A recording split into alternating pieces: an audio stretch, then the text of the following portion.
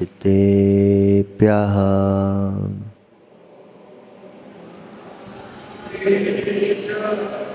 ॐ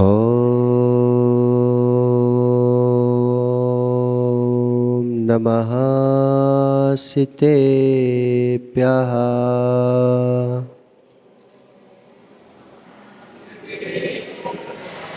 ॐ नमः सितेभ्यः।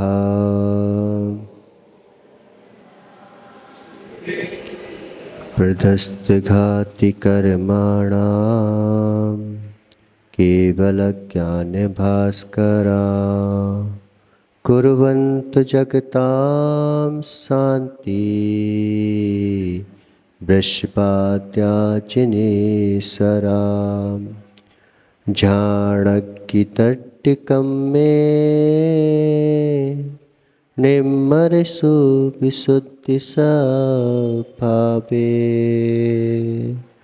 रमयोड़ परमसिद्धे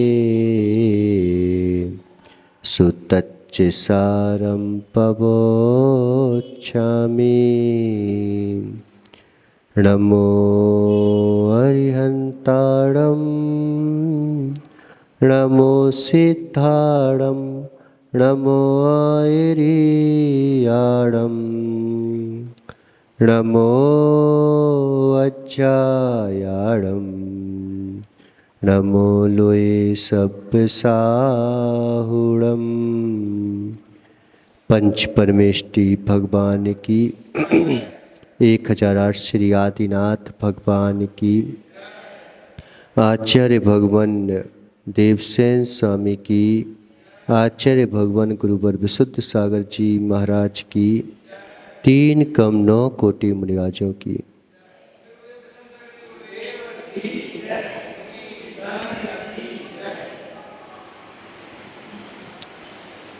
मनुष्यों, यह भगवान जिनेन्द्र देव की देशना हमारे अंतःकरण को पावन पुनीत बनाने वाली देशना है। आचार्य भगवान जो है परम तत्व का व्याख्यान करते हुए बतला रहे हैं कि कर्मों का उदय कितना भी आ जाए, कैसे भी कर्मों का उदय आ जाए, लेकिन आत्मविश्वास और श्रद्धा को मत छोड़ देना। आत्मविश्वास और श्रद्धा को छोड़ दिया तो तुम जो हो संसार में भटक जाओगे। नियति जिसे दुख देती है, सुख भी उसी को मिलता है। अगर आज तुम्हें दुख मिला है तो निश्चित मानो दुखी मत हो जाना, दुखी मत हो जाना। नियति जिसे दुख देती है, सुख भी उसी को मिलता है। तुम्हें दुख दिया गया, इसका मतलब है कि अब प्रकृति आपके लिए सुख का प्रबंध करने वाली है। और दुख में जो घबरा जाते हैं वे दुखी हो जाते हैं। आचार्य भगवान पूजपा स्वामी ने समाधि तंत्र ग्रंथ लिखा। कहना चाहिए कि लघु समय सार अगर कोई है तो समाधि तंत्र ग्रंथ है। उसमें लिखा, अदुख भावितम ज्ञानम क्षीयन्ते दुख सन्निधौ तस्मात् यथा बलम तत् भावेत यथा मुनि। दुख में भावित ज्ञान सुख के आने पर क्षीण हो जाता है। दुख में भावित ज्ञान सुख के आने पर क्षीण हो जाता है। बोलो एक साथ। दुख में सुख में भावित ज्ञान दुख के आने पर क्षीण हो जाता है। जो हमेशा जो है सुख से भावित रहता है, वो थोड़ा सा दुख आता है तो कष्ट में पड़ जाता है। इसलिए अपने आप को अगर सुखी हो, पुण्य चल रहा है, अगर कर्म तुम्हारा साथ दे रहे हैं, तो उस समय जो है अपने आप को फिर भी दुख से भावित करते रहो। अगर करते रहोगे तो मालूम चला कि आप एक दिन सुखी हो जाओगे। इसी बात को पता कबीर दास ने भी बोला है। क्या क्या बोला?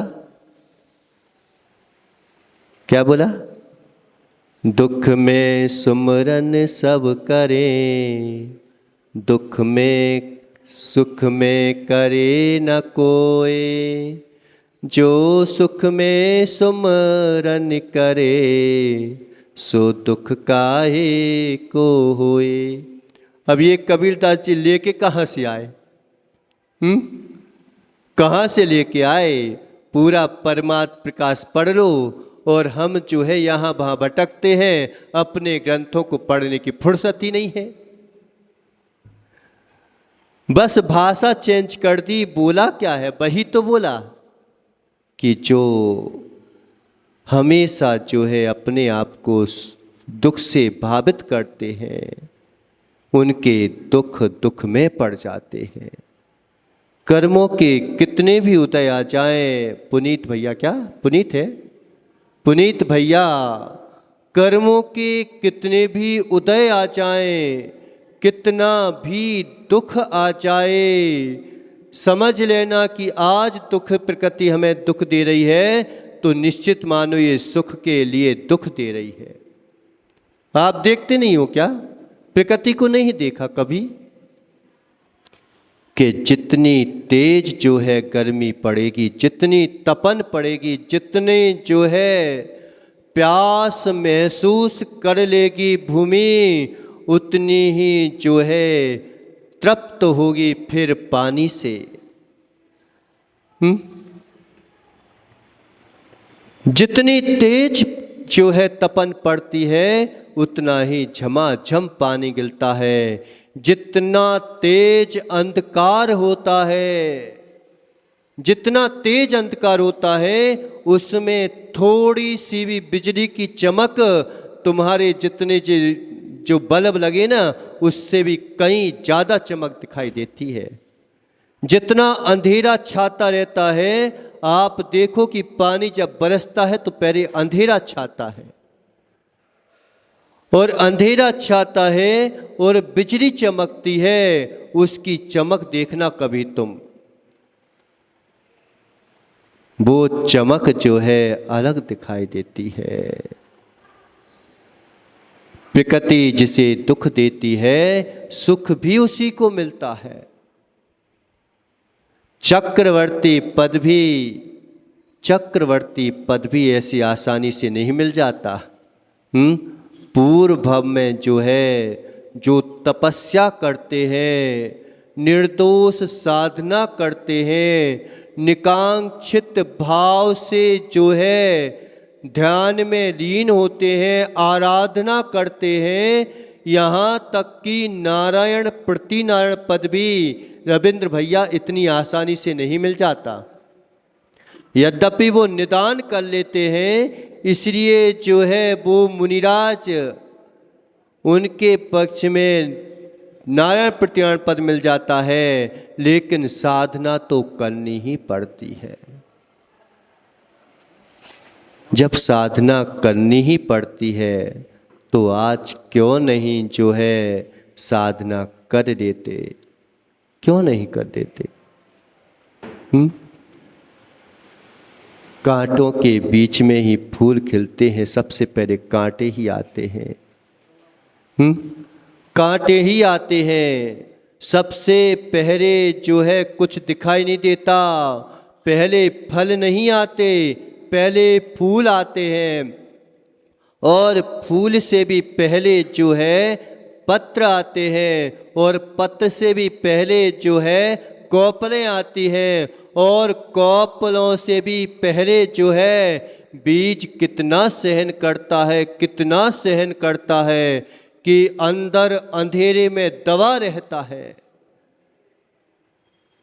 फूटता रहता है, रोता रहता है, चीखता रहता है, फिर कहीं उसमें जो है अंकुर फूटते हैं, अंकुर फूटते हैं। इसलिए कर्मों का उदय कितना भी आ जाए, लेकिन आत्मविश्वास और श्रद्धा को कभी मत छोड़ देना, कभी मत छोड़ देना। हम थोड़ी सी कर्मों का उदय आता है और तुरंत जो है बौखला जाते हैं, घबरा जाते हैं, और मालूम चला कि सबसे पहले अगर किसी को छोड़ते हैं तो धर्म को छोड़ते हैं, कर्म को नहीं छोड़ते। धर्म को छोड़ देते हैं, जो अच्छा होता है उसे छोड़ देते हैं, जो बुरा होता है उसे पकड़ लेते हैं। एक बात बताओ, अच्छा आदमी क्या बोलता है पता? क्या बोलता है? क्या नाम है तुम्हारा? क्या नाम है तुम्हारा? ही पूछ रहे हैं। निहित, रितेश, रितेश भैया, क्या बोलता है व्यक्ति? क्या दिया धर्म ने मुझे? कोई भी काम नहीं बना, कोई भी कष्ट हुआ तो क्या बोलता है? क्या दिया धर्म ने मुझे? इतने दिनों से तो कर रहा हूं, और उससे करने से होता क्या है? उसके करने से क्या मिलता है? उसके करने से क्या दिया मुझे धर्म ने? हम कभी कभी कैसे कर्मों का बंद कर लेते हैं पता है? कि कोई अगर गरीब घर में जन्म ले ले, गरीब घर में जन्म ले ले, थोड़ा कष्ट आ जाए, विपरीतताएं खड़ी हो जाएं, तो हम क्या बोल देते हैं गुस्से में आकर के? कैसे बोल देते पता रितेश? जब खाने को नहीं था तो काय को दे दिया धर्म जन्म तुमने मेरे को? कह नहीं देते? जब तुम्हें कमाई ममाई नहीं करना आती थी तो काय को कर ली मुझसे शादी?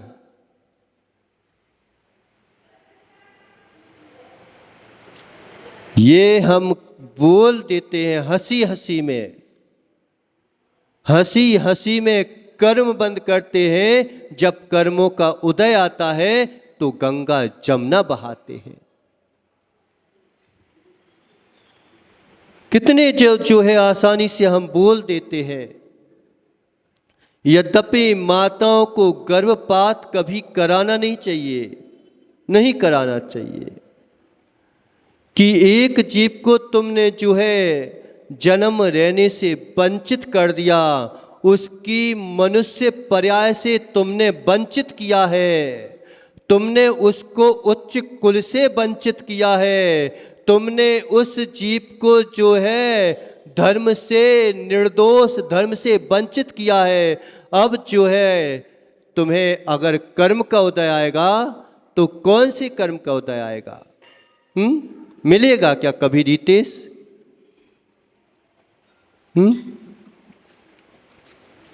कभी मिल पाएगा क्या? सोचो कि हमने जो है भोग पूरे पूरे भोगे, भोग में किंचित भी कमी ना आने दी। अगर तुम्हें जो है क्या क्या नियोजन, जनसंख्या का नियोजन करना है तो वासना का नियोजन करो ना। बेड़ा अपने सर पर नहीं उठा सकता, वो भले ही मार दे मुझे, उसके बावजूद भी श्रेणिक ने उसे जन्म दिया।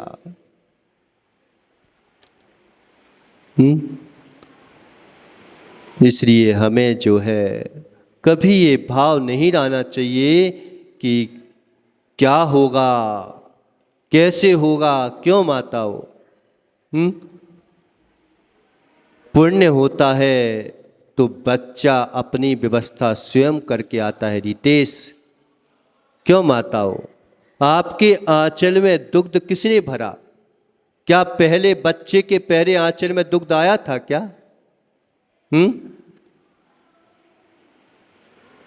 जब वो अपनी व्यवस्था पहले से करके आया है तो तुम्हें कष्ट की क्या कष्ट है? तुम्हें किस बात का कष्ट है तुम्हारे लिए? लेकिन ये भाव आए क्यों तुम्हारे मन में? ऐसे कौन से कर्म का बंध किया है उसने कि माँ को ऐसे परिणाम हो गए? जो माँ कभी अपने बच्चे के बारे में बुरा नहीं सोच सकती, वो माँ के मन में ऐसे परिणाम हुए तो हुए क्यों? महावीर भैया, हम कैसे जो है कर्मों का बंद कर लेते हैं कि अगर किसी गरीब घर में जन्म ले लिया तो हम क्या बोल देते हैं? अगर ये बेटी किसी जो है गरीब घर में ब्याह दी गई तो हम क्या बोल देते हैं कि जब तुम्हारे पास कमाने का साधन नहीं था, जब तुम कमा नहीं सकते थे तो शादी क्यों कर ली? और बेटा बोल देता है कि जब तुम्हें खाने को नहीं था, पीने को नहीं था, तो तुमने मुझे जन्म क्यों दे दिया?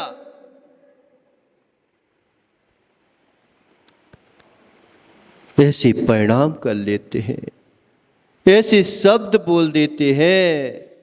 एक बार पता क्या हुआ रविंद्र भैया, सच घटना बता रहा हूं कि एक जो है बेटा था, उसकी पत्नी थी, माँ थी, एक छोटा सा बालक था और वह जो है कोई काम कर रहा था बिजली के तारों से, तो अचानक उसके जो है बिजली से जो है चिपक गया और उसकी मृत्यु हो गई।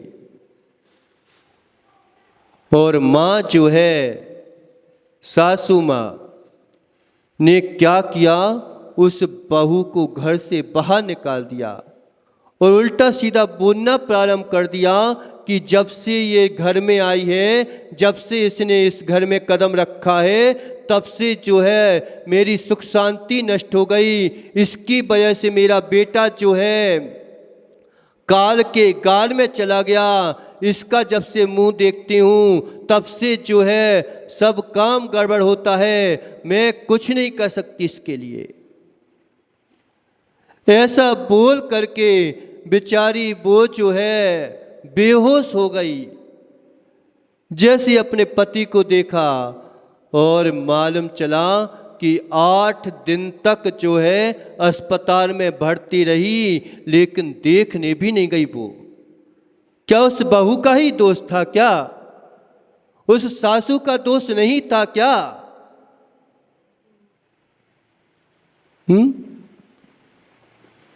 एक तो पहले ही तुम्हारे पूर्व कर्मों ने तुम्हें घेर रखा है और जो है कर्मों को बांधते चली जा रही है।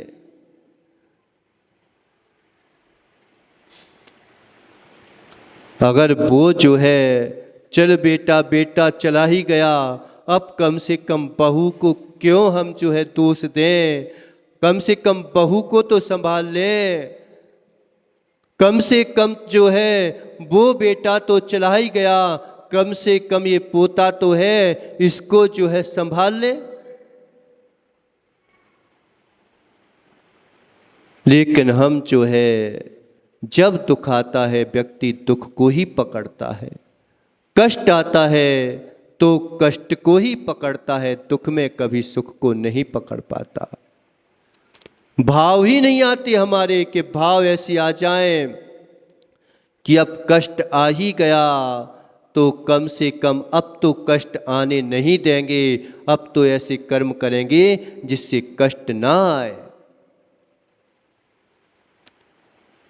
एक पक्ष को देखते हैं कि मुझे जो है गरीब घर में, बताओ मैना सुंदरी को तो कहां बिहाया था? बताओ तुम, जानबूझ के बुद्धि पूर्वक पिता ने जो है ऐसी जगह ब्याह दिया, ऐसी जगह ब्याह दिया कि बाद में शादी के बाद उस पिता की आंखों में आंसू आ गए।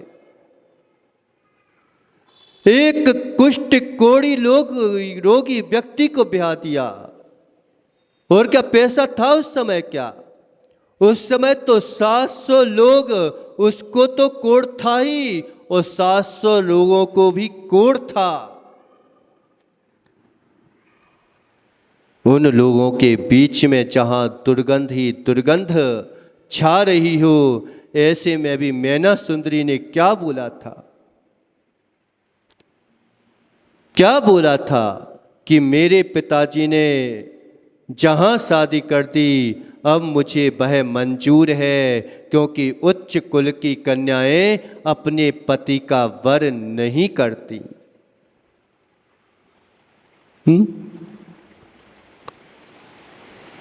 पढ़ लेते हैं, लेकिन कभी जो है इस पर ध्यान नहीं जाता।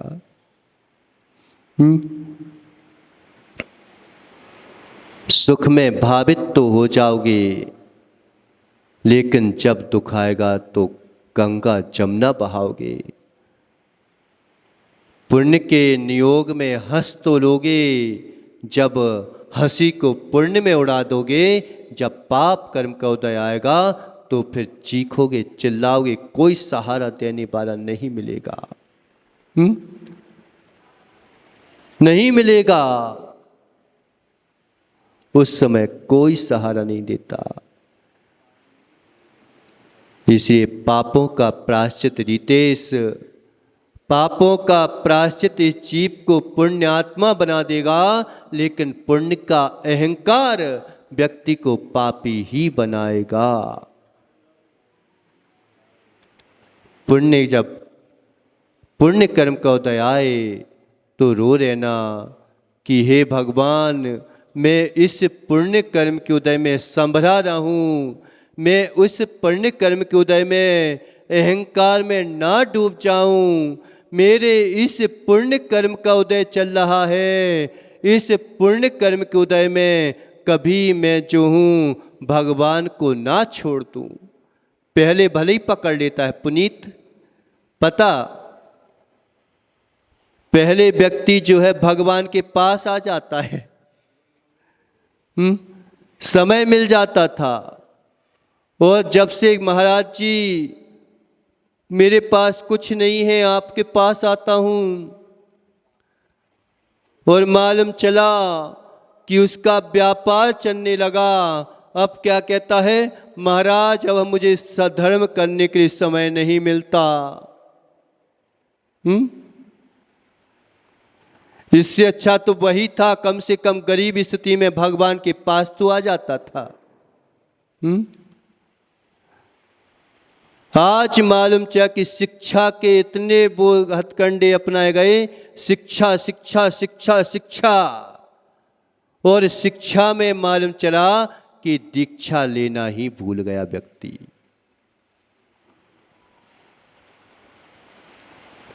भूल गया मात किस बात की शिक्षा दी जाती है, किस बात की शिक्षा दी जाती है? कमाओ खाओ, इसी बात की तो शिक्षा दी जाती है। और क्या शिक्षा है आजकल? जितने जो है शिक्षित व्यक्तियों ने समाज को तोड़ा है, उतना अशिक्षित व्यक्ति समाज को नहीं तोड़ सकता। जितने जो है धर्म के खंड खंड अगर किसी ने किए हैं तो शिक्षित व्यक्तियों ने किए हैं, उतने अशिक्षित व्यक्तियों ने नहीं किए। जितना जो है मूर्ख बनाया है, तो जितना शिक्षित व्यक्तियों ने रविंद्र भैया मूर्ख बनाया है, उतना अशिक्षित व्यक्तियों ने किसी को मूर्ख नहीं बनाया। लेकिन एक बार एक ही पक्ष मत सुन लेना। उद्धार भी अगर करता है तो शिक्षित व्यक्ति ही करता है। अगर सही मार्ग पर कोई किसी को लगा सकता है तो शिक्षित व्यक्ति ही लगा सकता है। इसलिए शिक्षा के बाद जो है व्यक्ति को तुरंत दीक्षा में परिवर्तित होना चाहिए। दीक्षा का मतलब क्या होता है? दीक्षा मतलब जो दी जाए और जिसको जो है छा यानी पाला जाए। उसको कहते हैं दीक्षा। कि शिक्षा के बाद हम बच्चों को आज शिक्षा की पूरी पूरी छूट देते हैं, लेकिन दीक्षा की कोई छूट नहीं है। तभी तो आज जो है सब मर्यादाएं खत्म होती जा रही हैं। सब जो है एक ही स्कूल कॉलेजों में लड़के पढ़ रहे हैं, लड़कियां पढ़ रही हैं, कौन किससे बात कर रहा है, फैशन चल रहा है। महाराज क्या महाराज जी पुराने जमाने की बातें करते हो? क्यों नया निर्माण करते हो? क्यों बार बार जो है नए नए रूप से वासनाओं की पुष्टि करना चाहते हो? हम भी आपसे बोल सकते हैं कि तुम जो बोलते हो कि मैंने प्रगति कर ली, क्या प्रगति कर ली तुमने? कौन सी प्रगति कर ली तुमने? हम क्यों नया रचना चाहते हैं? क्यों हम पुराने को नया बनाकर रचना चाहते हैं? क्यों नहीं वही पुराने शाश्वत द्रव्य पर दृष्टि चली जाती? अगर शाश्वत द्रव्य पर दृष्टि चली जाती तो तू स्वयं नया हो जाता, फिर पुराने को नया नहीं करना पड़ता। कहते हैं हम नया बनाया, लेकिन नया बनाया तो क्या बनाया तुमने? कौन सी चीज नई बना दी ये तो बता दो। वे विषय भोगों के फल जो पहले कोठों में होते थे, आज बच्चों के गले गले में, छोटे छोटे बच्चों के हाथ में वे ही विषय भोग के फल तो दिए, और तुमने दिया ही क्या है? कुछ दिया क्या? पहले कम से कम मर्यादा होती थी कि कोठों में जाके आदमी भोग करता था। पहले राजघराने में राजा के सामने नृत्य क्या नाच नाचती थी, और आज जो है वही भोग जो है उस मोबाइल में आ गए। क्या प्रगति की तुमने नई?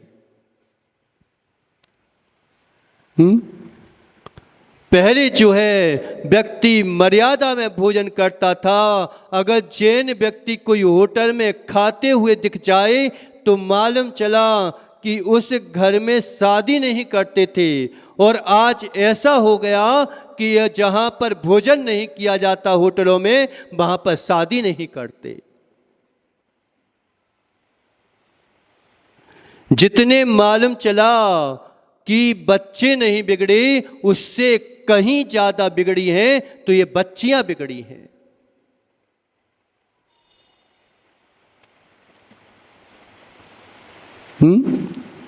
हमें बराबरी का हिस्सा चाहिए, बराबरी का हिस्सा चाहिए। किस बात से बराबरी करते हो रितेश? किस बात से बराबरी चाहते हो?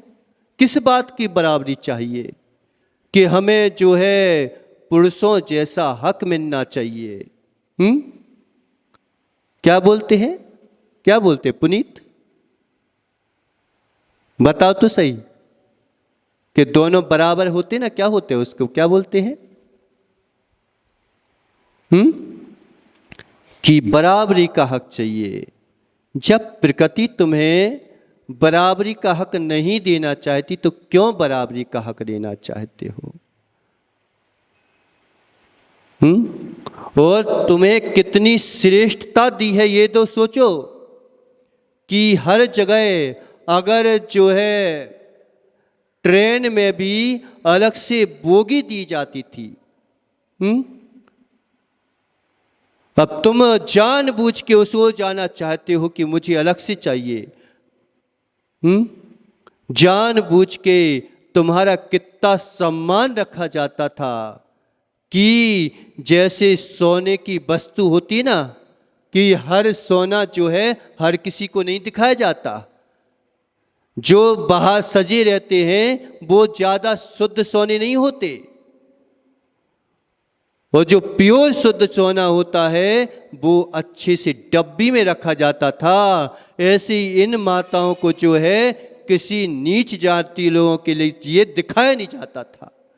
इतना सम्मान देता था व्यक्ति तुम्हारे लिए, और तुम्हें तो हक चाहिए। किस बात का हक चाहिए? किस बात का हक चाहिए? हमें बराबरी चाहिए दोनों की।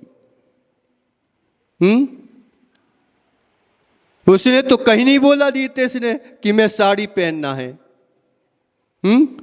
आज की लड़कियां बच्चे लोग जो है पैंट शर्ट पहनने लगे। उन्होंने कभी बोला क्या कि मुझे साड़ी पहना दो? उन्होंने कोई बोला क्या कि मुझे जो है लेडीजों के कपड़े पहनना है? जोकर मोकर होगा तो जरूर ये हक मांगेगा।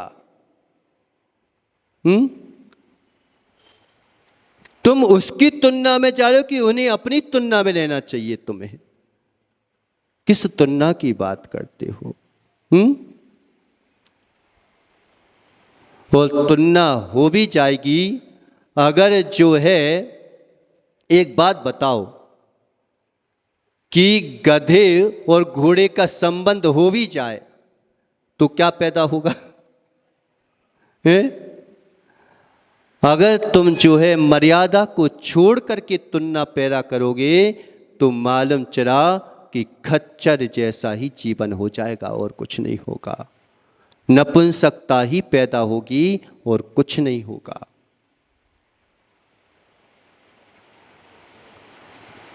कुछ नहीं होगा। इसी प्रकृति के विरुद्ध अगर जाओगे तो निश्चित मानो अकल्याण ही होगा। प्रकृति में रह करके अपनी सीमाओं को बनाओगे तो एक दिन जो है कल्याण के मार्ग में लग जाओगे।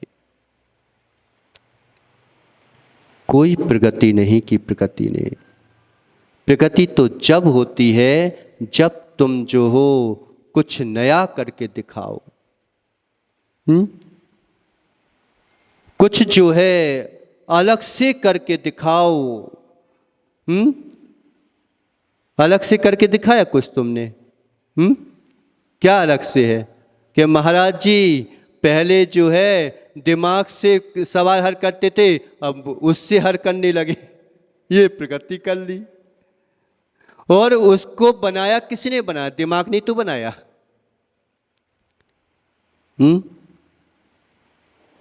अगर हम तुलना करना चाहें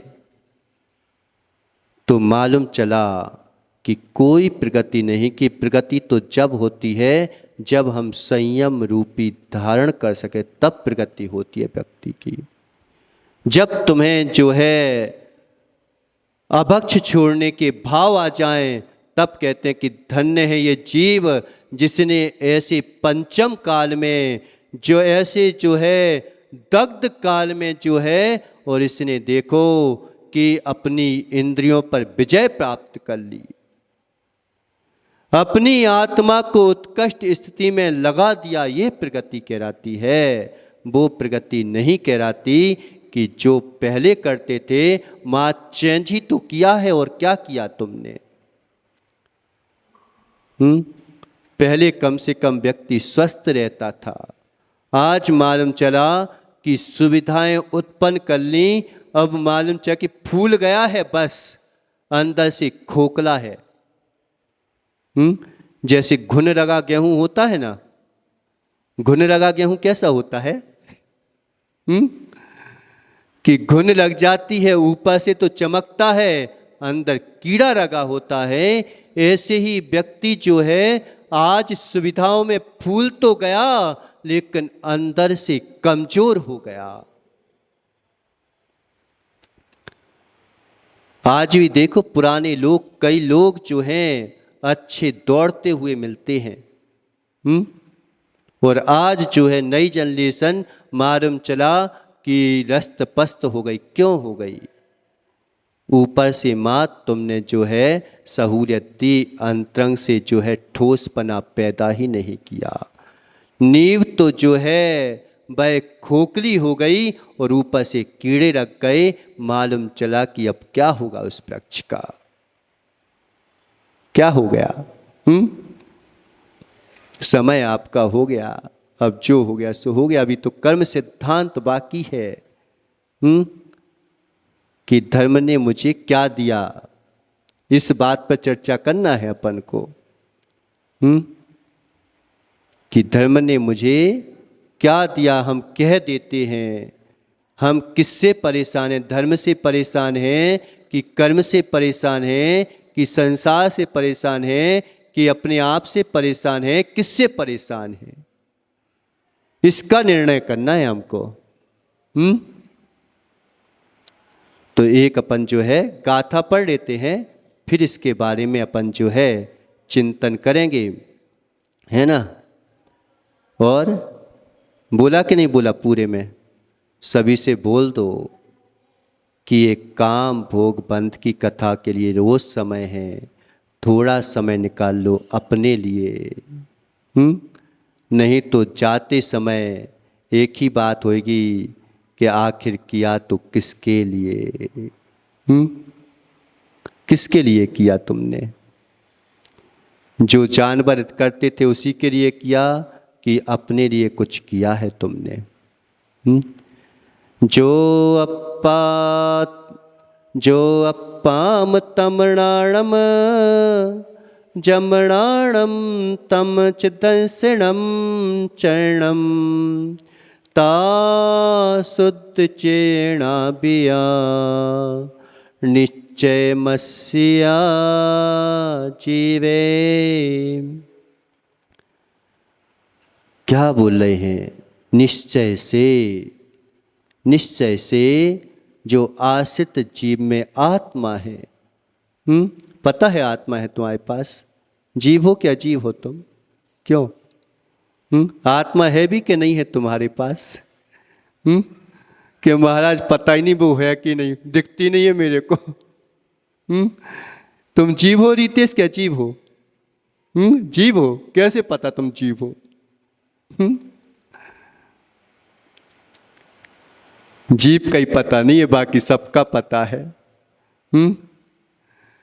सबका पता है।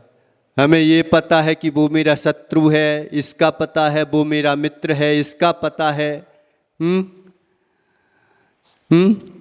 ये हवाई जहाज कैसे उड़ना पड़ता है इसका पता है, नीचे कैसे गिरना पड़ता है इसका पता है, खाना कैसे बनाना पड़ता है इसका पता है, गाना कैसे गाया जाता है इसका पता है, हंसना कैसे पड़ता है इसका पता है। बाकी यही नहीं पता कि हंस कौन रहा है, ये कौन नहीं पता। ये खाने का जो है बनाना कौन करवा रहा है इसका नहीं पता। पते का नहीं पता, बाकी सब पता। बाकी सब पता है, बस एक ही का पता नहीं है, जो पता बताने वाला है उसका नहीं पता, बाकी सब चीजों का पता है। इसलिए अब भैया पता लगाओ, नहीं तो ढूंढते रह जाओगे अपने आप को। बाकी सबका पता लगता रहेगा, लेकिन स्वयं का पता के बिना सब पते अधूरे हैं। निश्चय से आश्रय से जीव में जो आत्मा है वही ज्ञान है, वही नाणम, वही ज्ञान है। और जो जमनाणम, जो ज्ञान है वही दर्शन है, और तम चरणम वही चारित्र है, और वही शुद्ध चेतना है। ऐसा इसमें जानो कि ज्ञान दर्शन चारित्र कहाँ पे है? तो एक अखंड आत्मा में ही है। इसे दिखावे से बचो, देखना प्रारंभ करो। आत्मा को ही छोड़ना है, आत्मा को ही जोड़ना है। आत्मा को छोड़ते हैं? अरे भाई, राग द्वेष भाव पैदा कहाँ से होते हैं?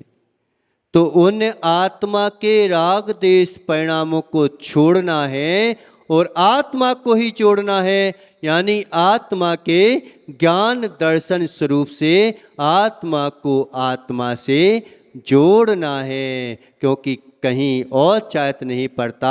आत्मा में जब भाव पैदा होते हैं तो उसी में ही आचरित होता है। इससे निश्चय का यहाँ पे कथन किया, और व्यवहार से जो है, जो धर्म हम कर रहे हैं वे भी आत्मा की सिद्धि के लिए हैं, इसे वे भी हमारे लिए व्यवहार धर्म का पालन कराते हैं। इस प्रकार से निश्चय की व्याख्या आचार्य भगवान ने की, और इसके बारे में अपन और आगे समझेंगे, जानेंगे। इन्हीं मंगल भावनाओं के साथ बोलिए आदिनाथ भगवान की